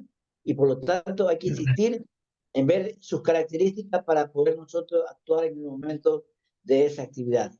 Por eso era mi pregunta, doctor Leandro, y a los colegas, compañeros también que están aquí en el panel, porque siempre es bueno compartir, ¿no? O sea, de pronto Claro, claro. para ver Mire, qué tiene usted para salir de su casa, cómo protegerse. Entonces, esa medida nosotros nos permite compartir la experiencia y eso es bueno, eso es grato. Siga usted, doctor. así es. Sí, mire, ingeniero, el sismo de 1970 no tuvo una magnitud muy grande. Fue un sismo de 7.7, 7.8 de magnitud, más o menos, eso es lo que se considera. La gran destrucción que generó en la zona fue precisamente debido a lo que he mencionado, a cómo se encontraba la zona, ¿cierto? Por otro lado, quisiera tener un paréntesis para poder hablar sobre el número de víctimas que se generó. En esa época, el gobierno que tenía el Perú era el gobierno militar, una dictadura militar, cuyo presidente era el general Velasco Alvarado, Juan Velasco Alvarado. Pérez Godoy, ¿no era? No, Juan Velasco Alvarado, ¿no? Entonces él le dio el golpe a Belaúnde. Y entonces, en esa época, y Ceresis se fundó en el 66, por lo tanto ya existía. Velasco llama a Consejo de Ministros y a una serie de personalidades para preguntar cuántas personas habían muerto, cuántas personas habían desaparecido y qué cosa había ocurrido con el terremoto. Y nadie sabía nada. No se tenía nada, ningún dato de nada. Esa era la realidad. Entonces Velasco decía, pues tenemos que dar algún número, ¿no? Y un ministro que tenía, que era muy, muy famoso por decir cosas, dijo, hay que decir 70.000 personas. Y Velasco dijo, no, eh, hay que decir algo más creíble, 68.740. Y así quedó. Y en esa reunión justamente también estaba el ingeniero Alberto Guise, que en ese momento, en esa época era director ejecutivo de Ceresis. Pero fueron advertidos todos los que fueron a esa reunión que de ahí no salía eso. Y usted sabe que en la dictadura militares hay que tener mucho cuidado, ¿no? Esto me contó Alberto Guise que pues, después de casi 40 años de esa reunión, ¿no? Y en realidad, hasta el momento no se sabe cuánta gente murió. No se sabe. Tal vez menos, yo pienso que fue menos, considerando una serie de elementos que se conocen de la zona. Ahora, yendo más a su pregunta, un terremoto, un sismo, tiene características específicas, todos los sismos. Cuando sale un sismo, salen dos ondas.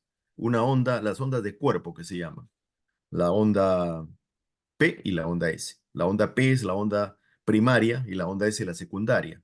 Por eso un sismograma tiene una característica especial cuando se tiene esos sismos. Y la diferencia de tiempo en esas dos ondas permite ubicar la ubicación donde se da el sismo. Ahora, de ahí vienen otras ondas, las ondas superficiales que generan.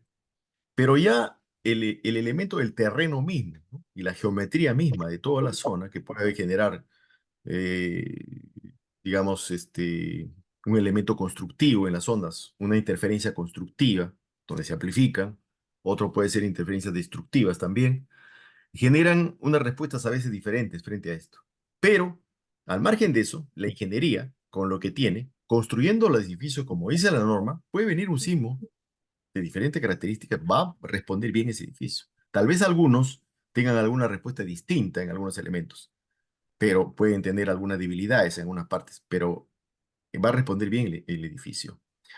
Eso es lo que se da. En el caso de Huaraz, por ejemplo, el sismo, la parte fuerte que nosotros, yo me acuerdo haber sentido, debería haber sido casi 45 segundos a un minuto, ¿no? Eso fue la realidad. Eso es lo que pasó. Nosotros mandamos una comisión al Ecuador. El Ceresis mandó 3 ingenieros peruanos y un ingeniero ecuatoriano. Evaluaron todo lo que había ocurrido en el terremoto de Manabí. Y en el terremoto de Manabí, evidentemente, y también el terremoto del año pasado, si usted observa lo que ha pasado, es por fallas constructivas, ¿no? O sea, ha habido errores constructivos. Incluso la arena que se usó en Manabí era arena de mar. Hubo una serie de cosas que se dieron para que ocurra esos efectos. Entonces, yo creo que la idea es nosotros seguir. Lo importante es que Ecuador, por ejemplo, se preocupe de su norma, ¿no? Perú tiene una buena norma. Usted tiene que tener una norma que realmente refleje lo que tienen ustedes ahí y que esa norma sirva para construir casas y edificios verdaderamente Eh, invulnerables, se pareciera, ¿no? Doctor, con este puntito que quiero a continuación indicar, y breve, rápido, para que pueda atender a otra pregunta. Yo debo decirles algo a ustedes que estudian bastante la parte de física, la parte de la física. Y determinamos en el sismo del 2016, apareció un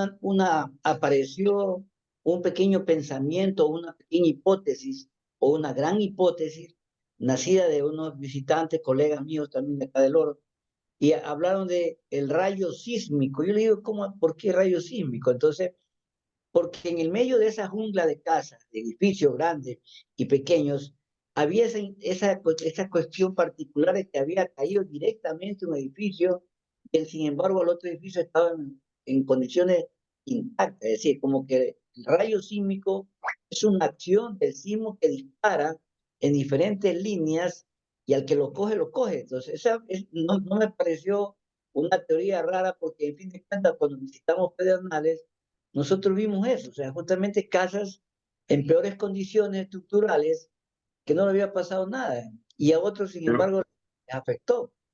Entonces, por eso yo... eso también hay que considerar por el efecto suelo, ¿no? O sea, en Huaraz, por ejemplo, en Huaraz hay una zona del Centenario, que es la parte del norte hacia el Huaraz, las casas estaban paradas.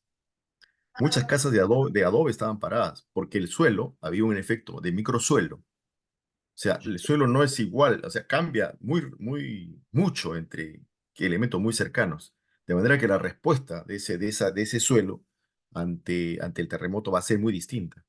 Ahora, obviamente uno puede crear una serie de teorías y cuestiones de ese tipo, pero eso es una cosa importante, ¿no? Entonces, si nosotros vemos casas nuevas, hechas nuevas, que sabemos qué suelo es el que tenemos y no solamente, por eso se hace una microzonificación sísmica. Micro, ¿por qué? Porque eso permite justamente determinar los tipos de suelo que son micros, o sea, esta casa está para esta casa está en el suelo. Se han construido ese adobe ambas. ¿Por qué esta se exportó? Porque el suelo tiene un efecto distinto al de esta otra casa. Por lo menos eso es lo que hemos descubierto, ¿no? En estas zonas. Es así, ¿no? Entonces yo pienso de que lo hay que preocuparnos de nuestra norma. Bien importante es hacer una norma buena. Y esa norma debe ser cumplida por la población. De esa manera vamos a minimizar las cosas. Y una casa se cae por una serie de razones ingenieriles. Ahí la tierra puede moverse de diferentes maneras, pero el problema es cómo va a responder esa casa ante esa solicitud sísmica. Eso es lo importante. De repente una casa puede quedar rajada, una serie de cosas, pero no se cae. O la otra respondió de otra manera distinta. No es pues la Tierra no es un elemento homogéneo, ¿no? Es diferente. Y eso ocurre. No, Sí, permítame hacer una pregunta. en un ratito, Israel. Armando Rodríguez levantó antes la mano. Adelante, Armando. Leandro, primero felicitarte por este tema que para mí es muy importante y me genera bastante preocupación. Por cuestión del destino, vivo muchos años acá en el Callao y todos sabemos que ya son más de 277 años del gran evento que sufrió toda esta zona. Nos encontramos en un silencio sísmico que año a año sigue pasando y no le estamos dando la importancia de vida. Parece que hemos creado una cultura en la cual tiene que sucedernos para recién entender. Y eso no es la cultura. Y eso lo digo porque si es que nosotros vamos desde el Callao hasta Ventanilla, por la avenida La Gambeta, ahí usted claramente puede ver que hay algunas casas que están en los cerritos cuyo piso son llantas antiguas que lo han puesto uno encima de otro y encima de la última llanta está la base de la casa. O sea, toda esta población va a sufrir la desgracia de algún evento que se nos presente. Repito, es un tema de mucha importancia que debe estar, nos estamos dedicando a muchas otras cosas que no tienen importancia. Tenemos que estar preparados para esto, para lo que pueda suceder. No es simplemente como ha sucedido hoy día, ¿no? Hemos hecho a las 10 de la mañana un simulacro. Tampoco creo que es preparar una maleta para salir en un evento de sismo. No, es una cultura que tenemos que generarlo día a día. Yo no sé qué pasa con la prensa, qué pasa con el evento que lo estás haciendo ahora, esta exposición. Deja un mensaje muy importante para la población. Todos tenemos que aprender de esto. Y esto se nos puede presentar en cualquier momento, sin Así distinción de es. raza, color, vivamos donde vivamos, todos vamos a sufrir. Y para los que ya hemos vivido este evento, es preocupante. Era mi comentario, Leandro. Así es, César. Perdón, Armando. Así es. La cuestión es la siguiente, ¿no? O sea, nosotros interpretamos la realidad de dos formas, ¿no?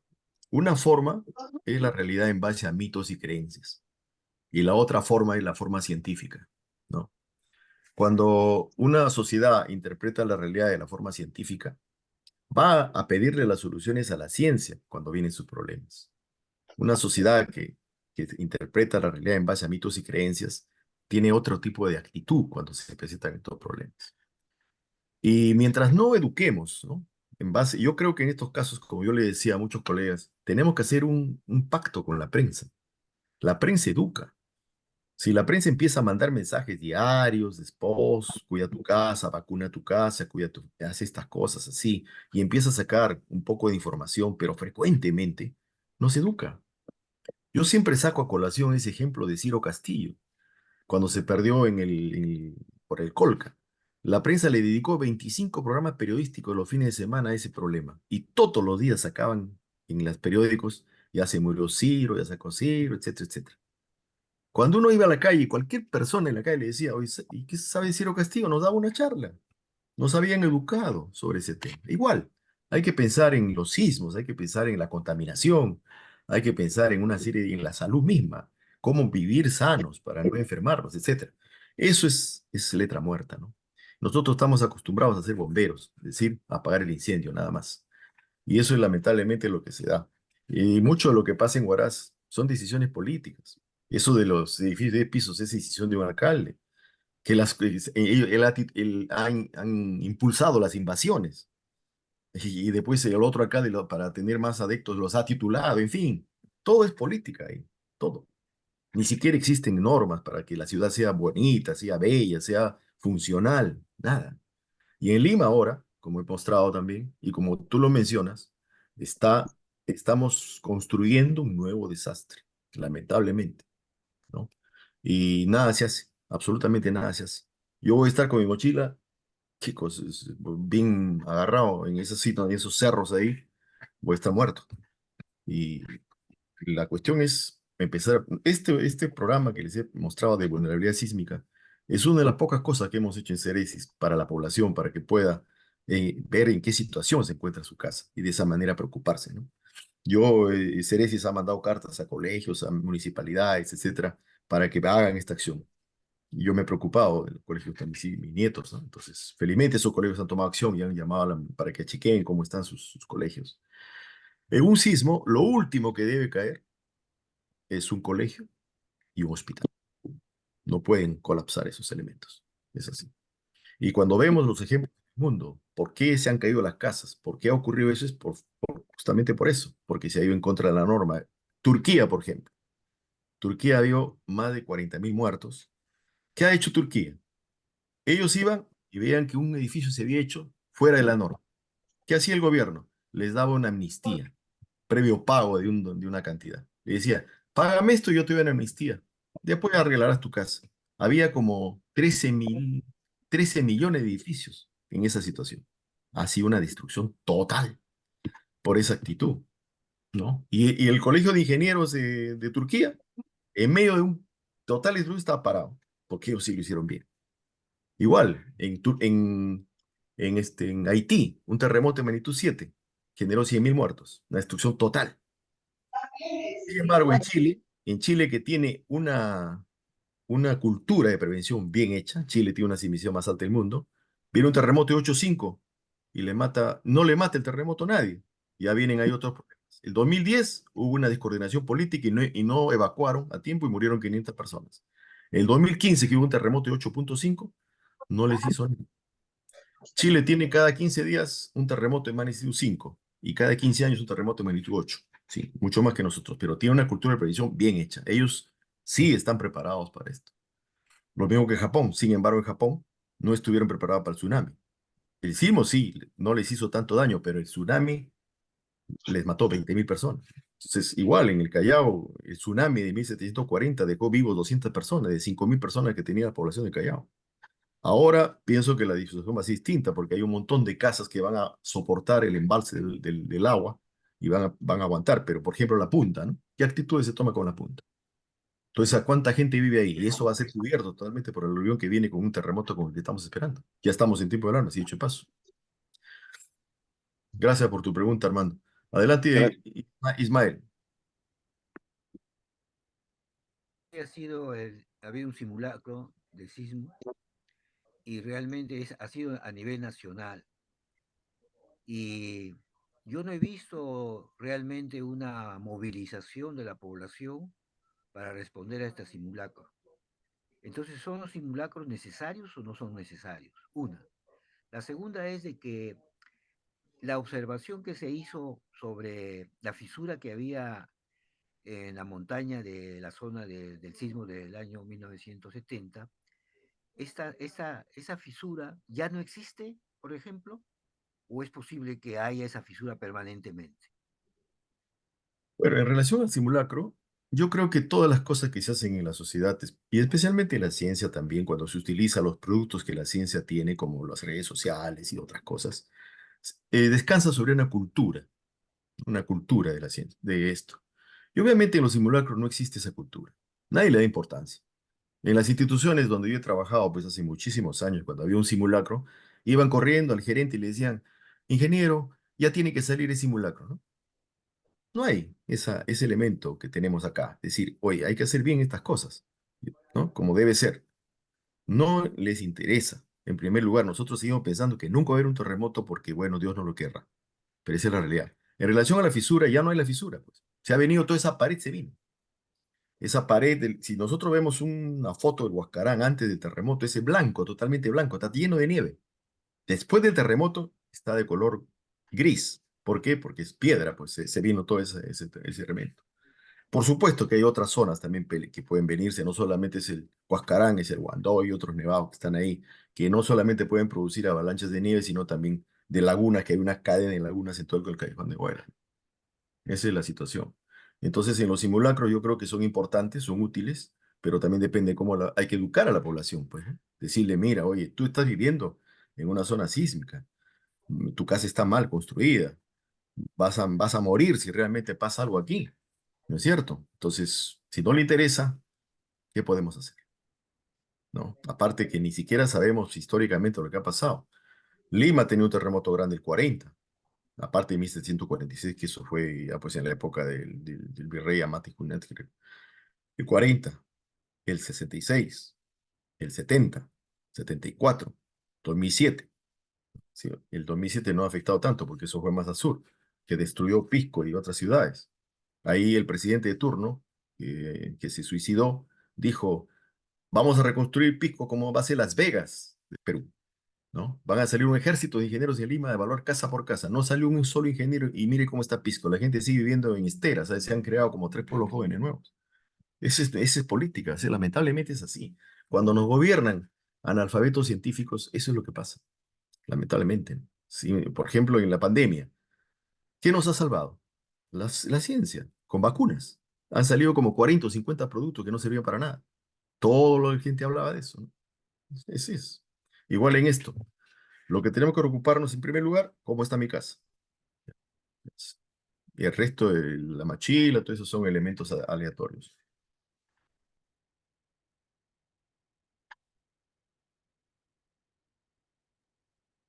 Doctor Ismael, doctor Ismael, sí me gustaría insistir en lo que usted, en muy buena intención, está teniendo en llevar adelante esos cursos. Yo este año, Dios lo permite, este nuevo periodo escolar, estoy haciendo ese contacto con las autoridades educativas para poder compartir esos cursos y conferencias que usted los ha estado dando y promover la práctica de los simulacros, como dice, de una forma realmente que sirva, ¿no es cierto? O sea, un simulacro no real, porque si fuera real cuando hubiera el sismo, no es un simulacro real, pero un simulacro pegado casi a la realidad para que las personas puedan de una u otra manera prepararse. Porque yo le decía, una persona está ubicada en un piso número 2, número 3 y una escalera muy delgadita y tenemos 100, 200 alumnos que corren al mismo lugar. Es tremendo, ¿no? Entonces, ahí por más que querramos hacer algo, ¿no? Es difícil. Entonces, son las condiciones de cada estructura, de cada infraestructura educativa, de un mercado, de un hospital. Esa zona es la actitud que debe tomar en primer lugar la persona que está soportando en ese momento el sismo. O sea, eso me gustaría más adelante con el doctor Leandro. Vamos a programar una conferencia virtual para Sí, darle a ingeniero. los maestros, Sí, a los educadores, y ellos puedan replicar un formato estas actividades que se están dando acá, pero yo digo que están repitiendo el mismo formato de hace muchos años, cuando deberíamos actualizar, porque ya conocemos un poco más los sismos, entonces ese formato tiene que cambiar. ingeniero, yo creo que una de las cosas que podemos, usted, por ejemplo, hace cada viernes un programa de difusión. Eso es muy loable. Así nos conocimos, usted sabe. Y recién el año pasado nos hemos conocido presencialmente y hemos hecho eventos muy fuertes. Entonces, eso es muy importante. Aparte que tenemos nosotros, usted como organización que tiene ahí y también en Perú, por ejemplo, el Colegio San Benito, ¿no? Que es una organización, pues, de profesionales, de todos los niveles, ¿no? Médicos, ingenieros, economistas, abogados, etcétera. Debemos acercarnos a la prensa y hacer un pacto con ellos, ¿no? Decirles, oye, vamos a trabajar por el país. Vamos a trabajar para, por ejemplo, evitar un desastre. Entonces empezamos a mandar a hacer un programa con los de la prensa. Igualmente, yo pienso que ustedes allá tienen prensa que hemos visto cuando yo he estado por allá. Hay que hacer pacto con ellos para que ellos ayuden en esto y es muy importante esa actitud. Yo recuerdo en Lima, una vez salía un moreno y decía los valores, y agarraba la basura y la tiraba ahí. Hablaba los valores y yo recuerdo en mi trabajo, ¿no? La gente, oye, los valores, no botes ahí. Increíble, esas cositas ya se iban metiendo en la cabeza. Igual, debemos decir en qué lugar vivimos, cómo vivimos, hay que cambiar, hay que mejorar, hay que empezar a darnos cuenta de que las casas, por ejemplo, no necesitamos hacer. Yo voy por Grumete Medina y veo unas casas que le han tirado 3 pisos encima, una casa, ¿para qué? Porque es hotel y como pasó en Pisco, ¿no? De 2 pisos se le tiraron 3 pisos encima, se vino abajo, mató 200 personas. Cosas así, ¿no? Que tenemos que tratar de trabajar. El problema de esto del terremoto ya no es un problema tal vez muy científico, es un problema ya político, ¿no? Que hay que trabajar mucho en ese aspecto. Y eso, mientras tengamos autoridades de esa manera y nosotros mismos no tengamos, digamos, no actuemos, pues en Ceresis, como yo le digo, en la medida de mis posibilidades estoy actuando de esa manera, ¿no? Estoy llegando a los colegios, estoy llegando a las defensas civiles, a CENEPRETA, a la municipal, ahora nos han incluido en el programa de gestión de riesgo y desastre de la Municipalidad de San Borja, donde queda Ceresis. Hemos demandado también a la Municipalidad de Chorrillos, ¿no? Entonces ellos tienen que preocuparse por esto, pues, ¿no? Es decir, cuando uno diseña un colegio, por ejemplo, tiene que diseñar en base a una serie de cosas. ¿Cuál va a ser la densidad de los alumnos que van a estar ahí? ¿Cuánto debe medir el ancho de las escaleras para que evacúen en caso de que venga un problema? Todo eso tiene que ser calculado, ¿no? Pero no hemos hecho pues la cosa mal, lamentablemente. Mire, por ejemplo, ingeniero, por contarle una anécdota. Cuando yo estuve en Alemania, yo llegué en Múnich, en ese estadio que parece pues un globo. Cuando uno llega en el metro a ese estadio, las escaleras del metro de ese estadio son de 6 metros, ¿no? Y usted no dice, porque sabe muy bien que va a haber partidos de fútbol y sabe muy bien que la gente tiene que salir rápidamente, no puede estar congestionada. Y en ese momento que hay partidos, los metros van cada minuto, creo que empiezan a pasar. para que no haya congestión. Entonces, un sitio sísmico igualmente hay que construir las casas de otra manera. Nosotros somos un país sísmico. Y en la zona de Ancash, pues, es un lugar aluviónico, como los preincas hicieron sus casas en zonas no peligrosas y cómo usaban incluso los fenómenos naturales para su misma política de producción. Fue espectacular y nosotros todo eso lo hemos perdido, ¿no? Seguiremos trabajando, ingeniero, en ese aspecto. Ok, ok. ¿Alguna otra pregunta, comentario, etcétera?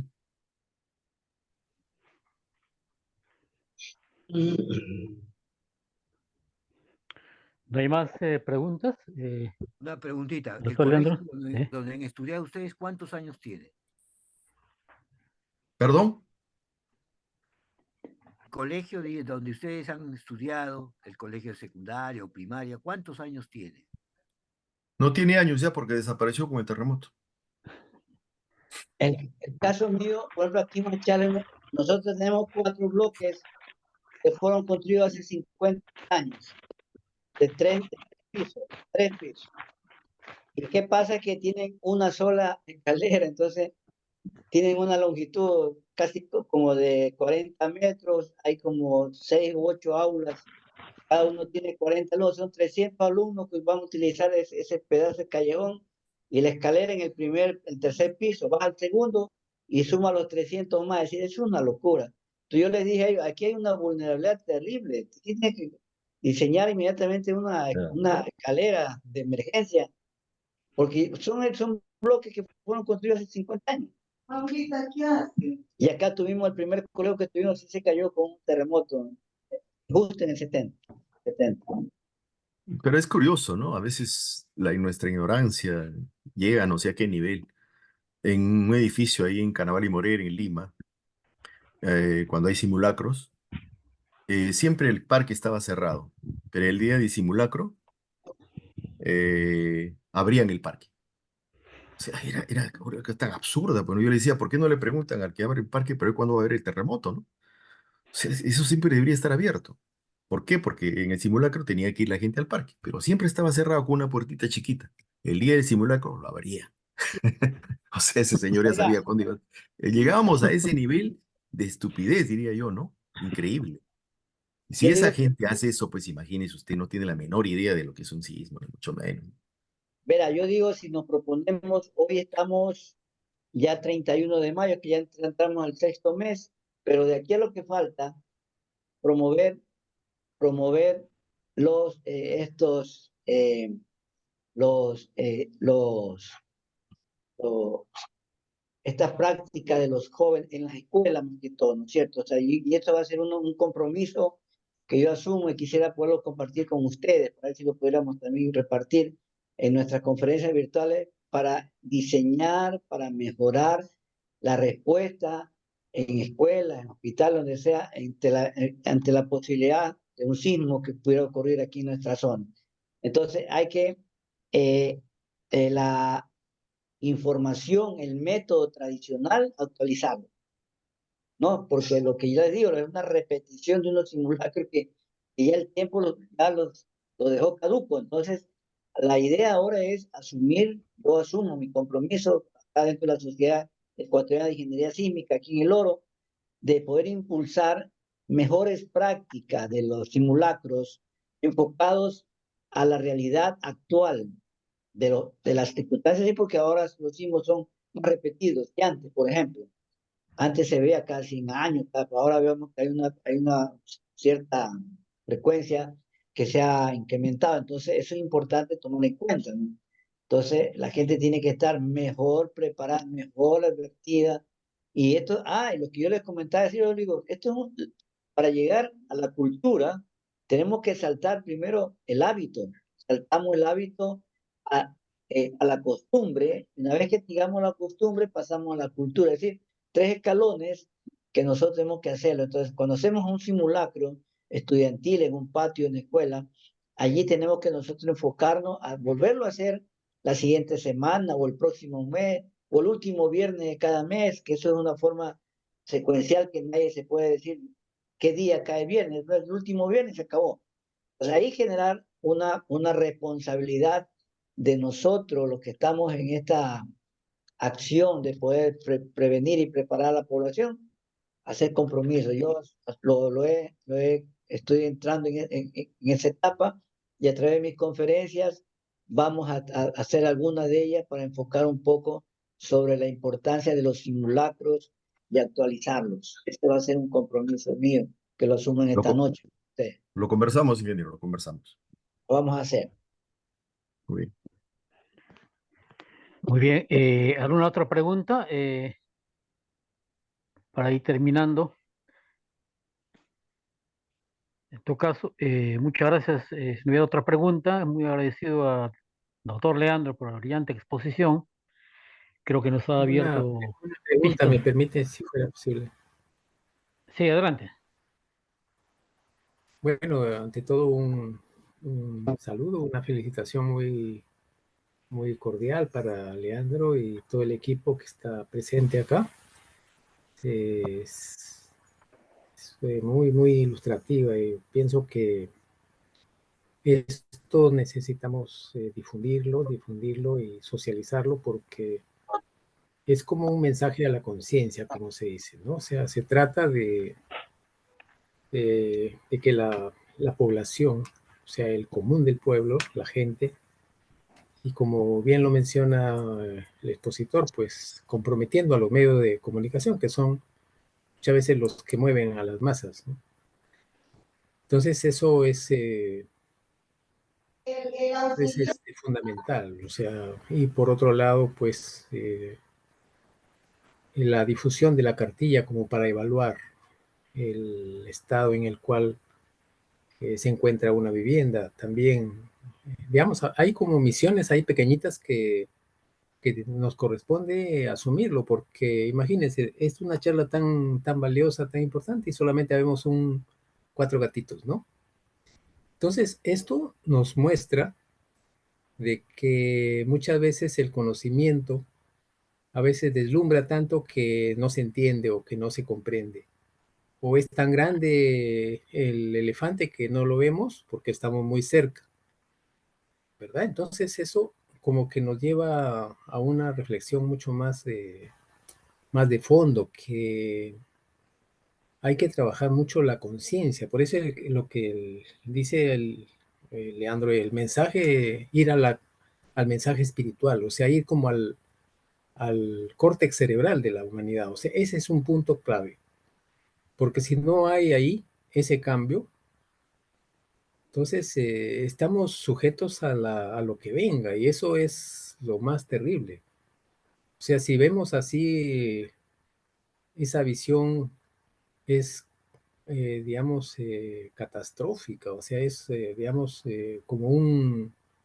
una previsión ya digamos, de la aparición de los cuatro jinetes en forma de terremoto, el apocalipsis, ¿no?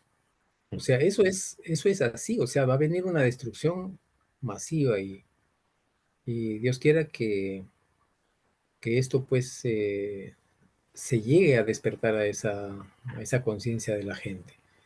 Caso contrario, pues vamos a estar sujetos ahí a lo que venga y eso va a ser fatal, ¿no?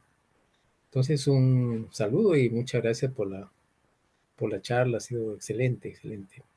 Felicitaciones. Una de las cosas que se supone en las reuniones que hemos tenido con la Comisión de Gestión de Río Desastres en Lima, se estima aproximadamente 70.000 muertos en el terremoto que esperamos. De 70 a 80.000. Cuando hablé 80.000. con Hernán, a 80.000, sí. Cuando hablé con Hernando Tavera, él me dijo, no, Leandro, me dijo, no. Acá estamos esperando 200.000, me dijo. Yo no sé en qué base será, pero me sorprendió esa afirmación de Hernando, que es muy amigo mío. Este, es grave la cosa, ¿no? Es grave. Espero que podamos revertir eso, pues, o por lo menos intentarlo, ¿no? Es lo que estoy haciendo. Gracias. No sé si me permiten, me ha inspirado lo que acaba de decir el ingeniero Saúl, es el hecho de que, por ejemplo, cuando yo he recibido la conferencia, la exposición del doctor sobre el dengue, ha circulado por muchas zonas del Perú, ¿no? Porque el Así video es. lo he hecho circular Incluso ha llegado hasta el Brasil, porque allá también hay el dengue. Y lo mismo sucede que esta conferencia, que nos llegue el video y debemos divulgarlo, tenemos que utilizar este recurso para informar y alertar a la población del conocimiento de estas ideas que se plantean. Gracias. Gracias, Ismael.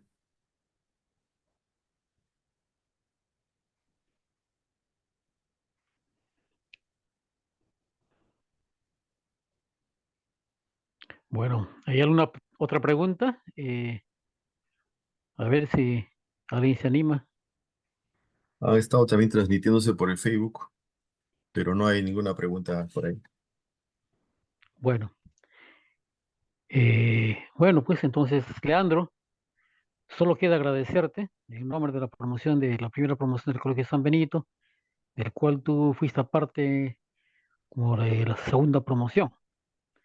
Lamentablemente, hoy día, como hemos eh, recordado, es un aniversario más de medio siglo que ha pasado del terrorífico sismo del 70, de mayo del 70, ¿no? En el que muchos de nosotros, como tú y muchos de los que conocemos, perdieron familiares, tanto en Huaraz como en diversos pueblos del Callejón de Huaylas, ¿no? Y esperemos de que no vuelva a ocurrir, pero lamentablemente parece que el destino no va a ser así. Tal como lo has comentado y todos nosotros sabemos, la ciudad de Huaraz es una ciudad precaria, ¿no? Es una ciudad construida sobre bases que no son las más adecuadas y sobre todo al pie de la naturaleza que es un inminente peligro para todos los diversos pueblos del Callejón de Huaylas. Un evento como el 70 o tal vez peor, como tú has mencionado, volviera a ocurrir, va a ser sencillamente catastrófico. Ya no serán los 20, 30 mil muertos que se supone eh, ocurrieron en ese sismo, en estos tiempos podrían ser mayor, más, ¿no? Porque la ciudad de Huaraz ha crecido tanto, tanto ha crecido que todos los alrededores que conocimos eran campos de cultivo, bosques, ya no existen. Todos han sido, entre comillas, urbanizados y de la manera más precaria posible. Bueno, una vez más, Leandro, te agradecemos por tu participación. A todos los amigos que también se han conectado y han participado en esta charla, los invitamos a una próxima reunión que será programada para el próximo mes y los estaremos dando a conocer a través del Facebook o también a través de los canales de comunicación del doctor Leandro.